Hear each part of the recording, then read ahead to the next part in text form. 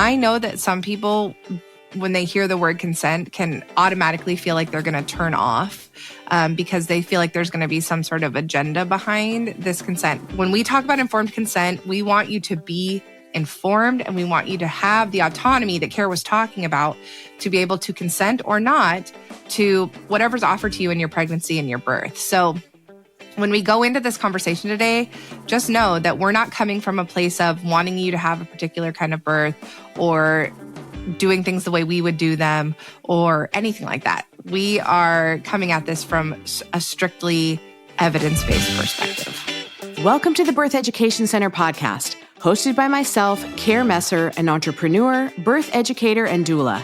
My team and I want to help you discover your options in birth and postpartum, how to find your voice, and how to use that voice to navigate our maternal healthcare system. You and your baby are not just a number. This information includes doulas too. Now let's get started. As Ashley and I get into today's second part of the series for kind of our foundational pieces that we teach in class in hypnobirthing, I just need to acknowledge that any kind of creation that we do when it comes to education brings things up in our personal lives because, you know, any educator, any doula, anybody that works in birth work teaches and comes from their perspective of their lived experiences or hopeful redo experiences that come up. And this podcast and the research going into it and the people that we're interviewing is kicking my ass. And I mean that in a good way. And Ashley, you might be experiencing that too. With every new creation comes a lot of pain points that pop up. And there's been a lot of emotional healing that I've been having to walk through, and also having my Instagram account shut down for 4 weeks. I think was intentional by the universe to get me to slow down and really examine some painful points, and also just has directed me to the reason that we create what we create, because I'm seeing that in my own life, there was no choice, there was no connection, and there was no consent. It's on a big screen for me right now. So it's very top of my heart as well as my mind. And I needed to acknowledge that. And I don't know if anything's coming up for you, Ash, but I mean, this has been a huge time of transition for me the last year, just over a year, moving states, upheaving my business. And this is, of course, coming off the huge transition of COVID and recovering from COVID as a society and all of that stuff already. We could just even say the last 5 years have been something. But I feel like a distance building between me and families and birth work that is like a longing and aching that I did not know was going to happen. And in the move and in these big changes, this content creation and teaching is my like threads I'm holding on to birth work by just literally these threads I'm holding on to. So yeah, it's really hard. It's hard not to feel that imposter syndrome that we talked about in another episode, or feel a little bit like a fraud because I'm not able to be in the birth room as actively. I don't have the same birth community that I had where I came from before. And there's this sort of like ache that I've been feeling as we talk about these topics and talk about families. I'm like going through the experiences and stories in my head that I've had with families in the past. Well, yeah, I remember when this came up at that birth and this birth. And just from realizing how much I miss it, it's really hard. So yeah, it's so bittersweet, all of this, which I feel like that really defines birth work anyways, because that's how birth work is. It's bittersweet. As we deep dive into these 3 C's that we work with all the time, it comes back to autonomy. It comes back to what we portray in class, and the whole point of education is so that you remember that you're an autonomous human being, that it's not education that is the empowerment, it's the understanding of what you're going to do with the evidence and the information in front of you, because we have been trained out of decision making and trained out of knowing what's right for our bodies and the bodies of our baby now. And we have to reconnect to that before we enter parenthood.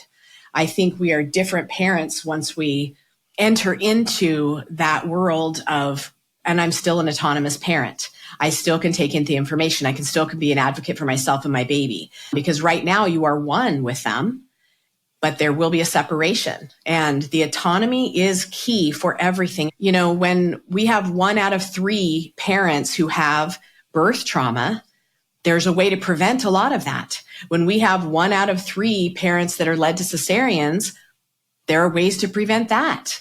And it is getting the information, seeing what the options are, and that solely relies on you. You cannot depend on others to give you all the information that would make you make the decision that's right for you, because we all come from our own biases, right? Whether it's an educator, whether it's a provider, it's your job to do research on the bits and pieces that are important to you so that you have a full understanding of what those options are. And you just can't be hand fed. You're the one that has to leave the nest first so that you can protect your baby. Did you have something, Ashley? Yeah, today we're going to be talking about consent. It's the second in the 3C series. And I just want to right off the top say, I know that some people, when they hear the word consent, can automatically feel like they're going to turn off because they feel like there's going to be some sort of agenda behind this consent. Because if we're being honest, on a lot of social media, a lot of different platforms, there is sometimes even like an anti-science, anti-evidence slant to informed consent conversations. We're not going to be talking about saying yes or no to certain things. And we're not going to be talking about only saying no to things. And so I just want you to know, for our listeners, we don't have an agenda. When we talk about informed consent, we want you to be informed, and we want you to have the autonomy that Kara was talking about to be able to consent or not to whatever's offered to you in your pregnancy and your birth. So when we go into this conversation today, just know that we're not coming from a place of wanting you to have a particular kind of birth or doing things the way we would do them or anything like that. We are coming at this from a strictly evidence-based perspective. And Ashley, you'd make different decisions than I would make. 100%. Right? I'm that weirdo hippie who'd birth in her backyard and invite the neighbors over. So it's different. Every single person makes different choices, and that's how it should be. It's how it always has been, right? And you take the consequences of those choices, but you should be the one making them, bottom line. So for those of you that don't know, I am a professional cuddler, which is the coolest job. And I know it sounds super creepy to some people, but it's been one of the best ways that I've gotten back into connection with myself, my autonomy, creating boundaries for myself, as well as helping my family members create boundaries for themselves. One of the things that is the number one top of the list when it comes to boundary making and full consent is no means no. No is a complete sentence. For example, if you're presented with any kind of decision, if you're hesitant, that's not a yes. If I keep talking and pushing you towards that, it's automatically a no. There's no maybe involved. It's yes or no. There's no maybe. If there is a maybe, that means you're either complete no at this time, which I'm going to accept, or you need more information so that you can choose between yes or no. But maybe does not mean, yeah, it's almost a yes, I can talk her into it. It's not what that means. So if you are undecided and you're on the fence, it's a no. And I want you to be able to state that no. There is no middle ground there. Because if there is middle ground, that is a way for somebody to push you one way or the other that may be against what you want. So if you know that no is no, and you're not responsible to explain that to anybody, whether it be an educator, a provider, a doula, a partner, your no is your no. And if you are a yes, you can still change your mind at any time and make that a no. Anytime. I am a yes for induction, blah, blah, blah, blah, blah. Oh, we've been here for 3 days and nothing's happened to my cervix. I'm now a no to this process and I'm leaving. That is okay. I have had one person in 15 years do that and left the hospital and came back 4 days later when she was in labor, water had broken, and had her baby in a couple hours. You can do that. Yes, you're signing a paper that says against medical advice. Okay. That means nothing. It means you changed your mind because what was happening to your body was not working for you at that time. You are always a grown adult that can say no. So that's kind of how we come at it from the cuddle world. That's how I work with doulas. That's how we build our boundary system. No means no. It's a complete sentence. It's one word. You don't owe anyone an explanation for it. And you can change your mind at any time. So we're going to talk about the hierarchy of how consent works and how this builds in when we walk into the medical system, because we are the one that's fully in charge. But sometimes we get that lost when we walk into that office building called the hospital.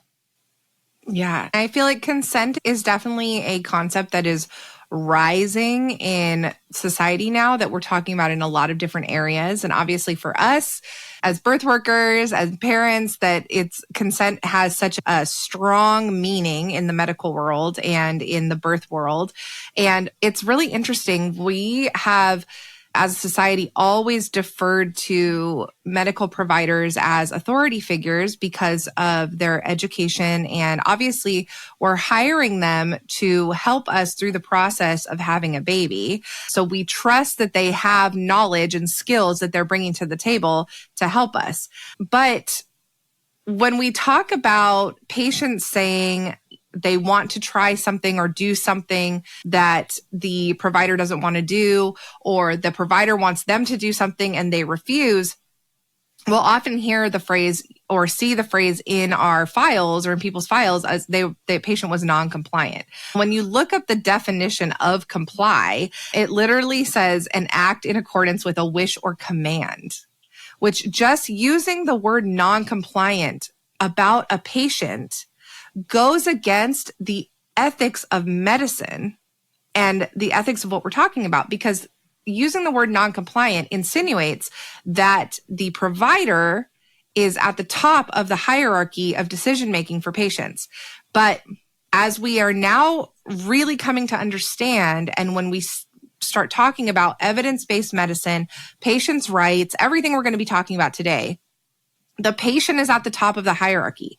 If the patient can make decisions for themselves, if they are an autonomous, capable human being, they are at the top of the hierarchy.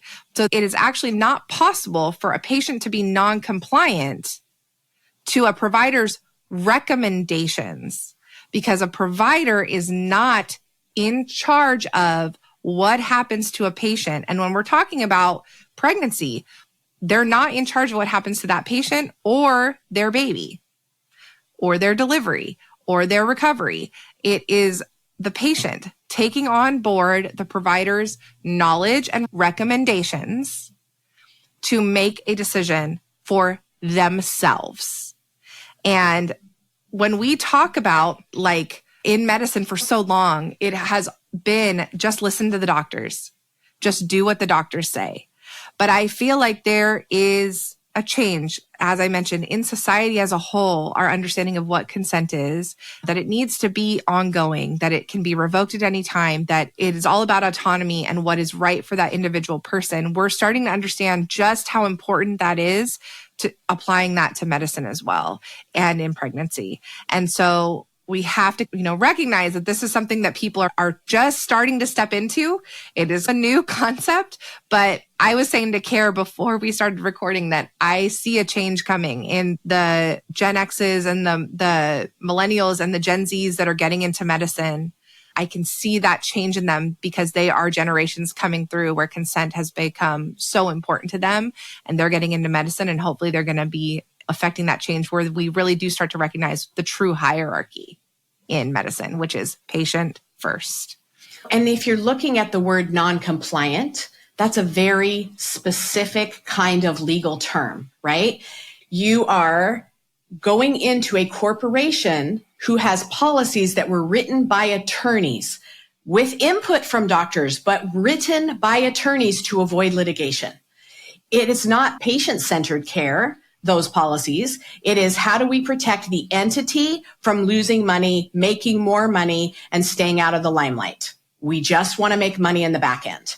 And non-compliant, right, that does reinforce the wrong kind of hierarchy if we're actually practicing by the law, which is the patient who, unless they have been deemed unable to make decisions beforehand, is autonomous as a human being and can make decisions for themselves and their baby. we do not need to flip that. But if we do not understand that, we play into it and we go, okay, doctor knows best, that white coat. I was raised that way. And then I just had a medical experience this week where the doctor came in and she looked like she was 10 and she wasn't, but she's obviously a younger generation than me. And it was the best discussion I've ever had with a doctor on, do you understand exactly what I'm saying? Do you need more information? I was like, yeah. And I almost tested her. Like, yeah, I would like some more information on that. Let me weigh my decision out a little bit. And she literally kept waiting for consent, asked for more consent. Do you need more information? I was like, okay, things are changing. I'm liking this new guard coming up, right? I'm going to feed into them as Gen X. I will support them completely with this. It's so important that we understand that what even the elements of consent are. Can I read the elements of consent, Ash? Because I'm not going to be able to quote it because of my brain. Yeah. Elements of consent mean that the patient should be given the opportunity to ask questions and clarify all doubts. There must not be any kind of coercion. Consent must be voluntary, and patient should have the freedom to revoke the consent at any time. Consent given under the fear of injury, intimidation, misconception, or misrepresentation of facts can be held invalid. That is court of law stuff. It is voluntary. You can withdraw your consent at any time. And if there's any misrepresentation or coercion, any bit of consent that you thought you were giving is invalid.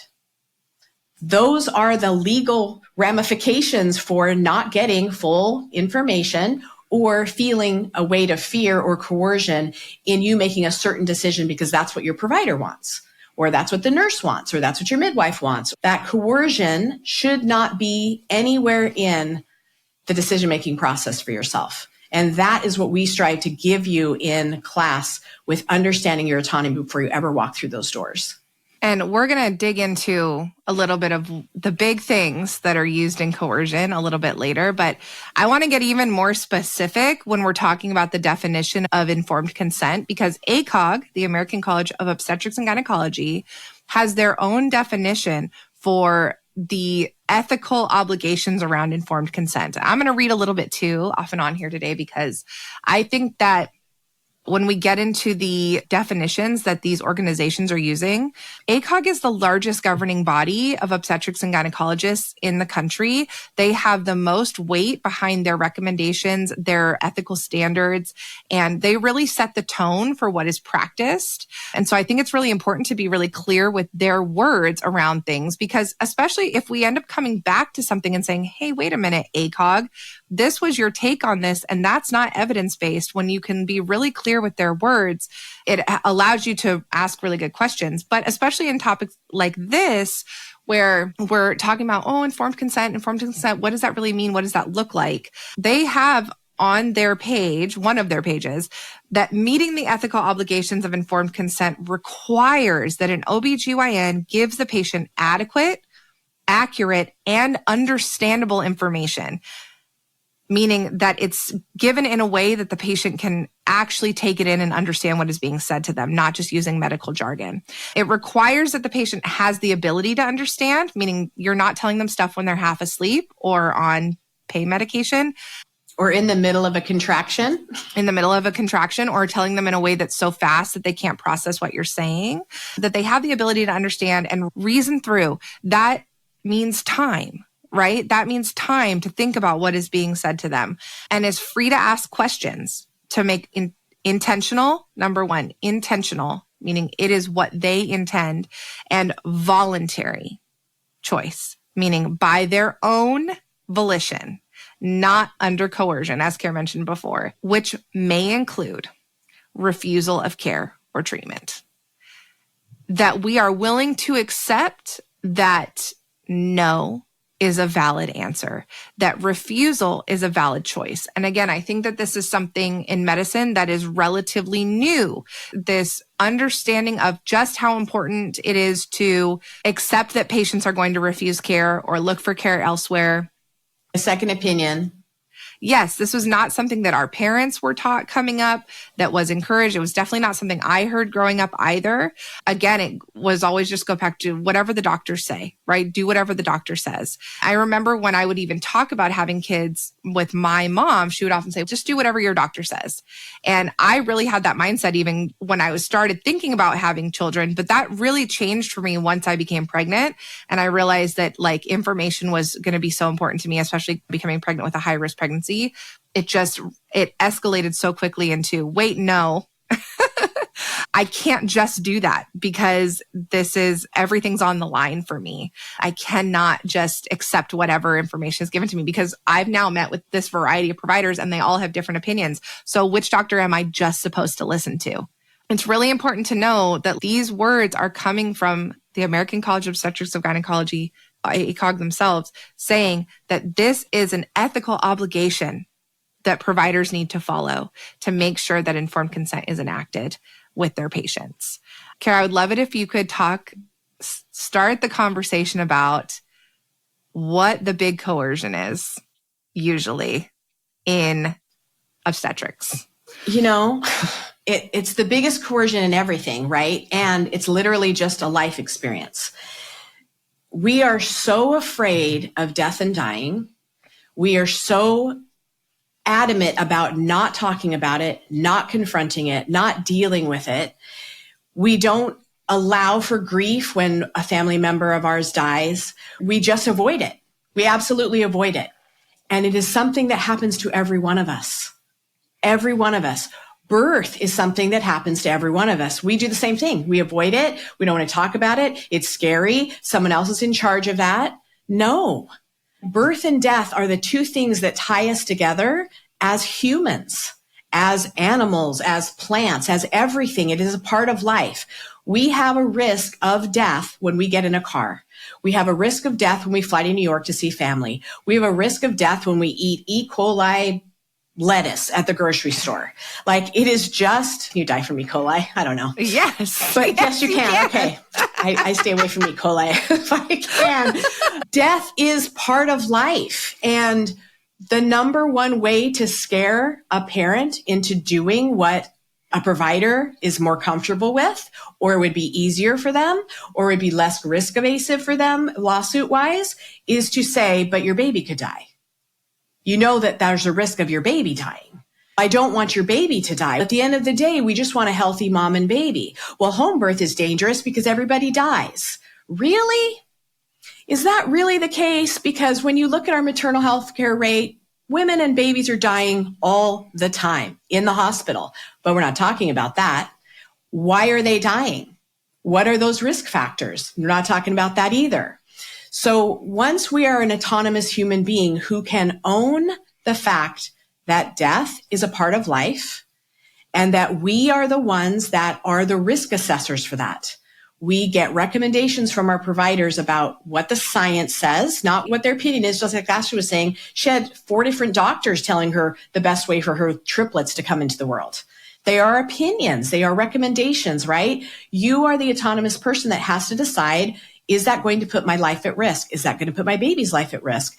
Am I at more risk by choosing XYZ procedures and policies and following along with what they say? Or is it actually less risk if I go with Mother Nature and do this up to a certain point before I choose that?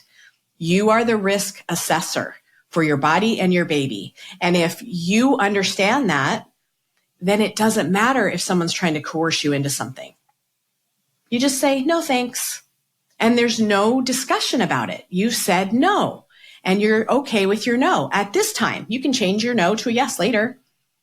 But once you understand your autonomy and you understand that the death thing is the dead baby card is what we call it in the birth world that comes up all the time.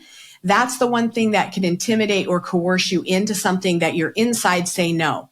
And as an educator, and I'm sure Ashley can attest to this too, our second time parents who had a rocky, rough first birth had a few indicators where they knew it was not okay to say yes to certain things, but they said yes because they felt the pressure of what if the baby dies? We just want everyone to be okay. And they agreed to stuff that they knew was not right for them. And it went sideways. they blamed themselves ever since because they didn't follow their intuition or their gut or their innate knowing. That's not my plan. That's not what feels right to me. And since we see that all the time, it's another reason we talk about it in class. It's another reason we're doing this podcast. You are the one that takes on the risk of life or death for you and your baby. And that should be supported 100% of the time. And I think it's really important to be extremely clear on this, that the choice isn't do what the doctor says or death. And this is where often OBs especially, but midwives too, are not always clear that not choosing what I'm offering to you could lead to your baby dying. Choosing what I'm offering to you could also lead to your baby dying. But that is often not presented. When providers are trying to get us to agree to certain procedures, it is often presented as do this or XYZ bad thing will happen. And then unless you ask what bad things could happen if I do that, if I choose what you're offering, what bad things could happen, they don't tell you freely and willingly. I know providers off the top of my head who do have true evidence-based conversations where they say, okay, let's talk about this procedure. If you do it, here are the benefits and here are the risks. If you don't do it, here are the benefits and here are the risks. But it's not usually presented that way, especially in very busy OB practices, in practices where the OB has a lot of control and oversight on them from the hospital. If it's a very corporate model of that facility, again, risk management is what runs how they practice their medicine. And so I think that I like to be really clear on that point, that we're not saying, say no to what the provider is offering you and choose death. Because if we're just being honest, that is a potentiality when we venture down the road of becoming parents. And again, Kara and I were talking about, because we always talk about this stuff all the time. We're always deep in these conversations, that it's honestly something that you have to confront when you make the choice to start down the road of becoming a parent. I know that when I became a parent, I wasn't really ready for how much I thought about death and dying in my pregnancy, in my parenting, in my raising my children. But honestly, I've heard the phrase that having a child is like taking your heart and letting it walk around on the outside of your body and hoping nothing will happen to it. And if that isn't the truth, I don't know what it is, because you have to choose to walk to the edge when you become a parent. And you are constantly thinking about, what if something happens to me? What if something happens to my kids? That's love, right? That's loving other human beings. That's parenting. And birth works most of the time, but there are always the potential that things can happen in the birth process that are unplanned. In the pregnancy process, for my kids, things happened in my pregnancy that were not planned, that were not ideal, that are issues that we still deal with in our lives, that you have to be willing to understand and embrace that when you make the intentional choice to become a parent. And so I think it goes back to what Kara was saying about confronting it. We're not good at it, especially in Western society. We're really not raised to talk about it, to be honest about it. But I think if you are willing to become a parent, you need to be willing to talk about it, think about it, prepare for it. In the same way that you write a will and you get things ready in case something happens to you for your kids, you have to be ready to confront it and have these conversations. And in class, when we talk to parents about their fears, it's a fear that they have to confront. When we talk about having a baby, worst case scenario for the vast majority of families when they talk about their fears is something happening to me or something happening to my baby.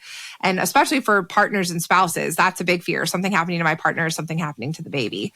They know already that going into having a child, that is part of the decision that we have made, is to put ourselves on the line for this, to grow our family. And so it goes back to that whole conversation of, if you understand that going into it, that there are going to be many branches and forks in this road, and we don't know where they're going to take us. And death is a potential outcome, unfortunately. But like Kara said, death is a potential outcome in every choice we make during the day, in any medical procedure that we have. I think if we can confront it, it really empowers us to say, okay, I understand that you think I should do this because you don't want my baby to die, but I think I should do this instead because I don't want to die. And because I understand that my baby's potentially at risk either way, but I need to make the choice that's right for me. It can be very empowering to, I guess, take death by the reins, right? And just say, I understand that it's a potentiality of being a human being. And I'm okay to say, I own my decisions. And at the end of the day, if we think about it, by saying, okay, the doctor said my baby could die, I'm going to turn the decision over to the doctor. And if that is the case and the baby does die, you're still left with the same thing, but now you're going to blame the doctor. So is that easier? Is that why we turn over our power? Because then at least it's, I didn't make that choice, but you are making a choice to turn over that decision making to somebody else. And that is always going to be a thing in your head that says, dang it, what if I had just gone with what I felt like I should do? Turning it over to somebody else to make it doesn't give you like, you're scot-free, you're good now. Not at all. It's not going to make it hurt less or traumatize you less if something happens. No. And I would love for us just to be able to talk about it as just a part of life and not doom and gloom. But that is the number one fear coercion tactic when it comes to getting you to do what a provider wants you to do. That's just what it is. So if we talk about it ahead of time, you've acknowledged it, you've worked through those fears and anxieties with your partner and yourself, and also look back at your background. How's your family dealt with things like that in the past? You're making a choice to say, okay, that is a potentiality of everything. I'm still going to look at the pros and the cons for every decision, and still I'm going to make the choice with the recommendations of my providers. It is your autonomy that is number one. Don't let anybody scare you out of that. Yeah. And if we're honest about the fact that we can do everything our provider recommends that we do, and things can still go wrong.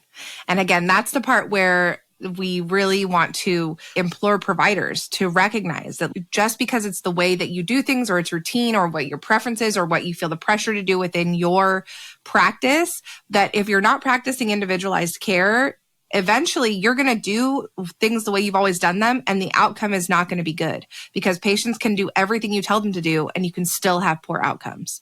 Again, that's recognizing that not choosing what your doctor recommends does not mean you're automatically choosing the more dangerous thing or the thing that is wrong. I want to go back to something that Kara mentioned when she was talking about the legal side of this and the language and non-compliant patients and all of that stuff, and go back to what you mentioned about signing a piece of paper.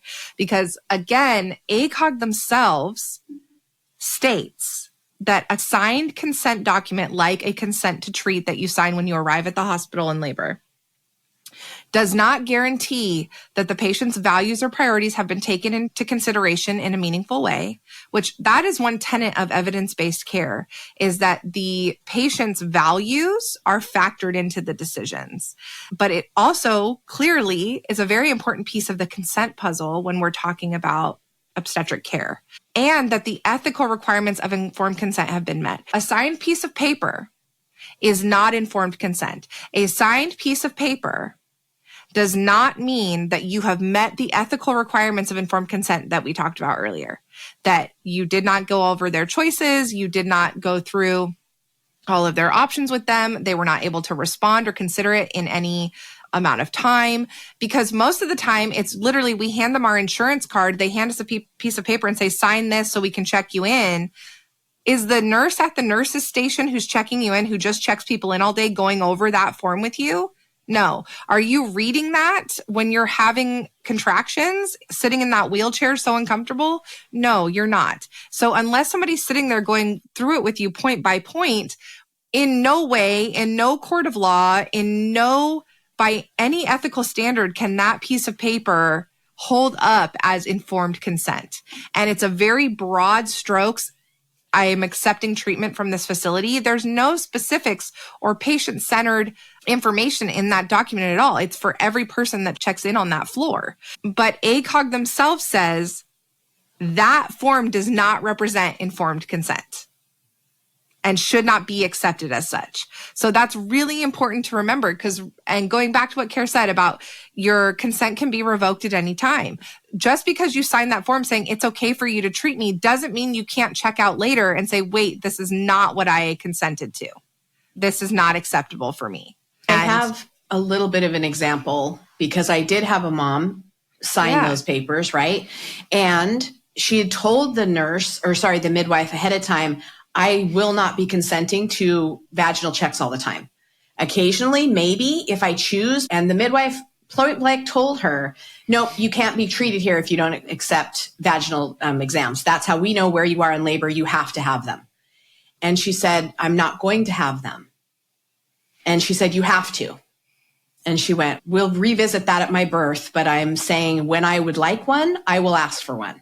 And it was a big thing for her that for one, she was like, I didn't have to explain it to her, but she was so adamant that it was going to take place. And I thought, what am I actually consenting to when I walk into that hospital? So she took it up to the higher authority to ask about that, which they did say, we would prefer it because blah, blah, blah, but it is ultimately your choice. So I was grateful that she did ask about it, but she felt very pushed and no, that's just not how it's going to be. So know that you still have autonomy, free agency, and you can talk to whoever you need to, but you don't have to explain it. Yeah. And even if you consented to a procedure earlier on in the conversation, when they come in to do the procedure, if you don't feel ready, if you feel like you need more time, you can always in the moment before they start it, say, I don't think I'm ready for this. I don't think it's time. You can ask them to stop many procedures in the middle of them if you need them to, or slow down or walk through them, right? And again, this goes back to what I was talking about at the very beginning, where we're not talking about refusing everything. We're not even talking about refusing necessarily, asking to slow things down and do things in a calmer manner, in a more slow way that is more appropriate for that individual patient is still a form of consent. Yes, I'm accepting the procedure, but I would like it done in a way that respects my body, my mental health, my emotional health, my ability to process what's happening. And so consent is such a detailed, nuanced conversation. It is not simply a yes or no conversation, right? And when you say individualized care, if you're a neurospicy, oversensory processing type of person, that vaginal exam may take 10 minutes for you to relax enough to be okay with it. Like, it is individualized care, and your needs should and always should be respected. I have actually a really good example with that piece about somebody who had mental health was a big component of their experience, that they did not want any vaginal exams until they had an epidural, because they did not want to feel it because of past trauma. And once they could see, okay, the labor pattern is this, and this person wants an epidural, we will get them admitted and we'll get them an epidural, and then we will check them. And luckily, they were with a provider that was super supportive of that and was open to that and could understand, hey, this person has past trauma. We are not going to be able to put our hand inside of them if they can feel it. So we need to make it so this patient is comfortable, right? Yeah, I think that we could do a whole episode about patient-centered care, but you hear that a lot. And I think that most people understand that simple phrase of that it is tailoring the care in the moment to the individual, which is so hard in the American medical system that is such a machine and is so governed by legalities and like fear of lawsuits and stuff like that. I know that people who have more universal health care, especially when they talk about their labor and delivery experiences, tend to have much more individualized experiences because it's not motivated by finances or legality or any of that stuff that people have to face in the American medical system. I know for me, there's one more big thing that I really wanted to dig into, especially coming from talking about the ACOG definition that we've been pulling from this whole time, is digging a little bit more into that intentional and voluntary choice, including the refusal of care or treatment. But there's another component to it as well that I think is really important. And as Care mentioned way back in the beginning, right? Adult patients have to be presumed to have decision-making capacity unless it's already been established that they don't, right? They're unconscious, they're unwell, they have developmental issues. Of course, there are exceptions to the rule, but adult patients are presumed to have decision-making capacity. This is from ACOG's definition, to make informed decisions through patient-physician interactions. And this is the really important part. And this is going to lead into a little bit of what else Kara and I talked about, people making their own choices. An adult patient with decision-making capacity has the right to refuse treatment, including during pregnancy, labor, and delivery. And when treatment is necessary for the patient's health or survival, or that of the patient's fetus, or both, they have the right to refuse all the way through pregnancy, labor, and delivery. They have the right to refuse even when the physician thinks the treatment is necessary to save their life or save the life of their fetus. They have the right to refuse. Those are ACOG's own words. And again, this goes back to the death makes us uncomfortable conversation. And it can be really hard to hear that this person is allowed to refuse care that might save their life or save the life of their baby. And I know, especially when there's a baby involved, it gets really sticky for people to say, I support your choice to say no. I support your right to refuse or accept care that may result in the loss of your life or the loss of the life of your fetus. But that's autonomy. And either you support it or you don't. And I know that's hard. As a birth worker, that's hard. But we have to recognize that if we support informed consent, if we support autonomy, that means we support it even if it's not the choice that we would make. And that's one of the most important things as a birth worker, as a nurse, as a doctor, as a midwife. So any as support a doula. staff. Definitely as a doula. Yeah. If they choose to center themselves above their baby for the care that they need, we support it. They're an autonomous human being. If they choose to support center the baby, and it's all about the baby, and that's what it is, we support what they are choosing as an autonomous adult. If they want to balance it between the two of them, once again, even if we don't agree with it and we're leaning towards one side, we have to support it. Because if we want people to feel in control of their situation, their bodies, as we would want to, we have to support it, even if it's uncomfortable for us. And I'm sure, because I know doctors and providers who have seen shit hit the fan, they lean heavily towards certain policies and procedures at times because of what they've witnessed. That doesn't mean that this new person, it's going to happen to them. But their own trauma in what they've seen is definitely a bias for them right now. 100% get it, because there's a lot of trauma in medicine, right? Doesn't mean that we are the trauma, but we are the person that they're pointing it at right now. We have to go back to what we feel is right for us and ourselves, our babies, and we're okay with making that decision and saying no or yes to whatever procedure that is, regardless of what anyone else around us thinks. And that's very hard for us in a society that teaches us to doubt ourselves, listen to what everybody else is saying, and above all, put the person that has more degrees on the wall above what we feel like we should do. We are trained to comply to a white coat when the law doesn't even support it like that. We are the ones that are ultimately in charge of our decision-making and our bodies, at least in this state. Maybe not in all states, but at least in this state. It's so important that we keep our biases in check. And as an educator, we have to do that all the time. We have biases, but we have to present both sides. That's all I want for you to have in class. If you choose the most interventions out of any human ever on the planet, I know if you've been through my class, you at least had all the information. I'm okay with whatever that is, because it is, at the end of the day, it's your life. You have to make these choices and you have to live with them.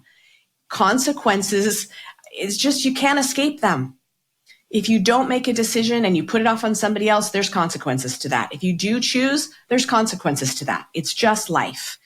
And I really, my goal and my hope is that we as a society elevate up to where we're all supporting each other's choices and decision making, because that's how we're supposed to do it. It's Earth, it's life. That's what we're supposed to be doing. Exactly. Is there anything else, Ashley, that you can think of that kind of wraps up why consent is so important. I think there's a lot of procedures we could go into here. Of course. I think the reason why we chose this series to start with, the choice consent connection, is to lay the groundwork as we dig deeper into the procedures that are offered and the things that are or are not evidence-based and the things that are changing in medicine, birth plans, doula support, all of those things. I think you need to have a grasp on what it means to make choices, what it means to consent before you can really explore those things. And yeah, I'm just really happy that we're starting with this conversation, even though it is a little heavy, it can be a little hard, and it can feel a little sticky, right? I think especially for birth workers. And I always say, like, we have to support choice across the board. And even if that means choosing a birth that's the complete opposite of what we would choose, we're all in for you, whatever that choice is for you. We just want you to have informed consent, have the evidence, and make the choice that's right for you, your baby, and your family. Well said, as usual, because Ashley's well spoken. All right, join us for part 3, which will be connection, and that'll be coming up next week. Bye. Thanks for joining us today. And remember, it's your body, your choice, and finding your voice is your power. Be sure to subscribe to our YouTube channel, follow us in all the places, and go to birtheducationcenter.com for our blog and more online education classes. And we'll see you next week.